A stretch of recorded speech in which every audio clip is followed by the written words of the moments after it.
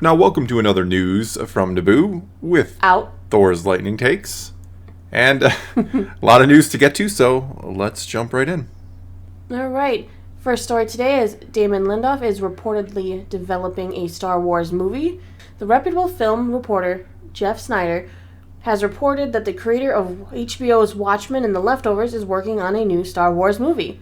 Lindelof is writing the project, but there's no news on a director. Lindelof co-created Lost. He's won 3 Emmys. On the movie side, he worked on Prometheus, Star Trek Into Darkness, and Tomorrowland, though he was the co-writer on all those projects.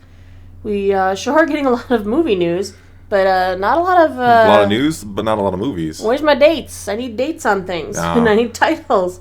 I mean, we know Patty Jenkins' Rogue Squadron's coming someday. Indefinitely delayed currently. Yep, sure. Taika Waititi is co-writing and directing one. Yep. Kevin Feige is executive producing one written by Michael Waldron. And let's not forget, on February 22nd, J.D. Dillard and Matt February Owen... of 2020, I think you mean. Yes, February of... Yeah, that was a couple of years... 2 years ago now. 2 years ago. J.D. Dillard and Matt Owens were announced as working on a movie around Exegol. And of course, we've got the Rian Johnson trilogy. It's still on the table. Still have that, yes. Mm-hmm. All right, well... A lot of announced movies and not a lot of movies. That seems to be the Star Wars way right now. I mean, first off, I've said it before, I don't think the Johnson trilogy is happening. That's not a criticism necessarily against the sequels. Obviously, it's been almost 6 years, I think, since that got announced, and we haven't heard a peep about it, other than when Johnson gets asked about it. And look, they're just not going to bring Rian Johnson back and kind of replay that whole controversy. It's just... For better or worse, depending on what you feel about the sequels, it's just never going to happen. They're just waiting for it to die down on its own. And it basically has at this point, I think. But anyway, I mean, it's another... Again, this isn't an official announcement. A lot of these have been official announcements. No, this one was reported by a reputable film reporter, though. Yeah, I mean, so who knows? I just feel like, how many films do you have in production? And some of them have been in production for years, like the Feige and the Taika Waititi and... Even the Rogue Squadron with Patty Jenkins, these are years in the making at this point, and we have nothing to show for it. Now, we do have... If they take the time and we get a good product, I'll be okay. Well, sure. I'm not saying rush it just to get a product out. I'm saying the opposite. That's what I fully believe. I want good stories. I don't just want a movie every 6 months just for the sake of a movie. But we do have Star Wars Celebration in a couple months here. I'm almost positive we will get a big movie announcement. Or 4 or 5. Maybe. Because all these directors and writers are attached to things Maybe now. We'll finally get like a timeline. Like Marvel is always, showing us 5 years down the road, it feels like. We always have like 4 or 5 movies in advance. So maybe Star Wars is about to show us, hey, we got like 2 or 3 in production and we have a rough timetable. I don't know.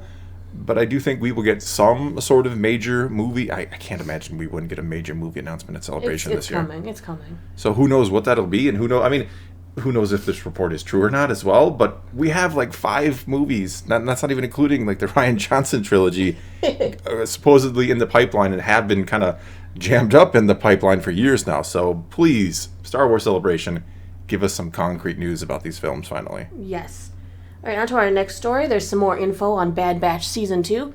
So Kevin Kiner released, did an interview. There's some additional information on Season 2 of Bad Batch. We know the Kiner brothers have apparently been working on the score for Season 2 a long time. They started working on it while they were still scoring Season 1. Interesting. Some time was going to have passed between the 2 seasons, and Omega will look older, which I'm kind of happy for. I was never a fan of Omega's look. I don't know. It kind of did become the Omega show instead of the Bad Batch series, but she's part of the Bad Batch. So... I mean, I thought the first season of Bad Batch was really good, not fantastically good. It had its good episodes and it had some slower episodes. So I'm happy to hear they're going to have a bigger story, bigger cast, I suppose. Yeah, it does say that we're also going to see Coruscant again, and there's going to be a substantially larger cast than Season 1. Yeah, so I'm hoping it maybe a little more anthology style, too. I would Maybe Omega's hair will turn the right color.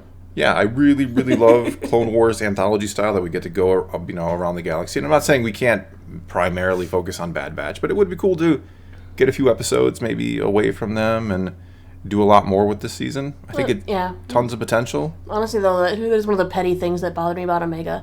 She's supposed to be pretty much a pure clone of Jango Fett, right? Yeah. Pure DNA for the most part, except that she's a girl. Yeah. Why is her hair a different color? She likes to dye it. She's a kid. Hey, kids like to dye their hair, I think. It's not safe to dye kids' hair. The chemicals in it and stuff. All right. Next up, kind of a follow-up to that story. Matt Lanter is apparently recording more lines for his titular character from the Clone Wars, Anakin Skywalker. They saw him in a recording studio and say that this is what he's been recording. Lines for Anakin. This could possibly have something to do with that mysterious project that Kevin Kiner is scoring with that full orchestra. We mentioned last time this could possibly be an upcoming series, Tales of the Jedi, which, if it's an anthology like the title suggests, it could make sense that Anakin Skywalker has a tale of the Jedi to tell. Yeah, that would heavily... I mean, do we know 100% it's Anakin Skywalker? He could do other voices as well. I mean, he is, you know, obviously a good friend of the company at Lucasfilm. D. Bradley Baker. Well, D. Bradley can do anything. I mean, sometimes he's in shows where, like, he's literally grunting for animal noises. I mean, he did in Avatar: The Last Airbender. Like he was Momo. Yeah, exactly, and he was Eagly in the Peacemaker. Peacemaker, yeah. So when I saw his name in there, I was like, "What are you doing in here, D. Bradley? Oh, you're Eagly, the eagle." And no, I'm not implying, you know, Matt Lanter is coming in to grunt like a bantha or something, but. You know, he could be doing someone besides Anakin, but it ties into the Tales of the Jedi that this could be some kind of anthology series where we go all over the timeline, and we could get another Clone Wars type story with Anakin and Obi-Wan and maybe Ahsoka as well. I mean, who knows what he's doing? Yeah, but that's certainly a way to bring people into the series. If you're going to have like a Clone Wars episode, that's a good way to attract attention, since Clone Wars is I think it's still the premier, you know, Star Wars animation, so... It could take place even any time in his life, almost. Well, yeah, I mean, it could be Anakin and Obi-Wan before. It could be him. It could be a Vader episode with him trapped in the mind of Darth Vader. You could do all kinds of really cool things with it, I'm sure. There's so many options that it gets me excited. I'm really hoping that they, at Celebration, release information on Tales of the Jedi. I think so. I would almost... I mean... Because speculation can be a double-edged sword. Yeah, we go back to that record player. Clearly... I mean, assuming that record player is legit, which I believe it is confirmed to be legit, they have some kind of series or something called Tales of the Jedi. It's in there with the animation, so I would assume it's been in production for a while, so Star Wars Celebration seems like a really good place to make that announcement. Maybe get a trailer or something, too. Why not, right? Hey, speaking of trailers, here comes our last news story. Miss Marvel's trailer dropped today for the new Disney Plus show. What I find... I know this is going to sound weird. One of the things I find most interesting is that the show is coming out June 8th. That's after 2 episodes of Kenobi. It's coming out on week 3 of Kenobi's airtime. That is really strange. I mean, the trailer itself was fine. I didn't love it, didn't hate it. It looked all right. They're straying from her comic book character power set, which upsets me a little bit, but whatever. Yeah, it's fine. I mean, we'll probably review it when it comes out. But to stick with the Star Wars news, it is kind of strange because... Why are you overlapping with Kenobi? Right, I mean, Moon Knight will have been just ended, you know, right before their Moon Knight ends. And then they're going smack dab into another character, which is going to... I mean, Star Wars and Marvel fans clearly overlap. There's a huge overlap. Is there a project that they've got coming out or to me, that they need to have this done for? To me, it says they have a pretty packed summer schedule. I mean, we know Andor is coming, and that's a longer series. Top of my head, I think it's like 10 or 12 episodes. It's a much longer than we were used to. We don't have a date for that. Well, no, but it's supposedly end of summer.